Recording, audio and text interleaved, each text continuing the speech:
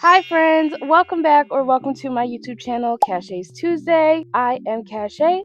Hello and welcome. Today's paper squishy tutorial, I'm going to be teaching you how to make a squishmallow, and specifically this one is Wendy the frog. She is so cute, you guys. I think this is the cutest thing I've ever made, like, so far. I freaking love squishmallows. As you can see, we do have Mickey back there because I just love squishmallows so much. This is my favorite paper squishy I've ever made, and I just really can't wait to show you guys how to make her so you can have one too. So I will not hold you up any longer, and we could just get right into the tutorial. So you're gonna need scissors, stuffing, a pencil, paper, some kind of color, and packing tape.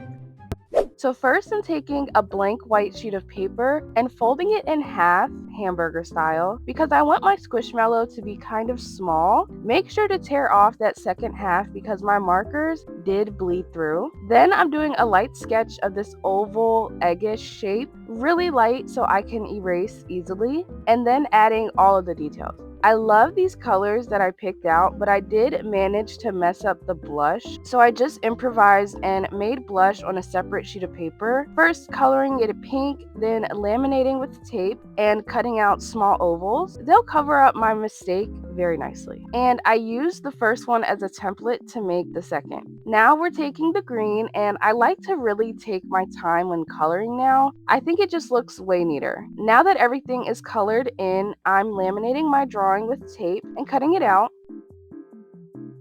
Now taking another sheet of white paper and using our drawing as a template to cut out an identical shape, because this is going to be our backside of our squishy. Normally I do leave this white, but squishmallows are just so special to me, so it just had to be green. Then I laminated that and cut off the excess tape. Then I'm coloring green on my scrap paper. I'm going to laminate it and cut it into even strips because this will be the sides of our squishy to make it 3D. Now we have the front and back of our squishy, and I made the eyes off camera because I had to just lock in. They're laminated on both sides, and just make sure the bottoms are curved so they match up with the round squishy body. Now I'm taping the eyes like off to the side, sort of above the blush. So now that our eyes are on, we take our 3D strips and tape them all along the edge of the squishy. You can cut your tape into smaller pieces for the curved parts of the squishy just to help it lay better. And when you're connecting another strip, I just make sure to tape it front and back. And when we get behind the eyes, I'm taking really small pieces of tape and laying them vertically and just cutting off the excess. Now that the sides are done, we just need to tape the back, and same thing, just be sure to cut the tape into smaller pieces and leave a small section so you can add in your stuffing. Be sure to pull apart the stuffing really well or it will leave hard lumps, and then we finish taping up the hole.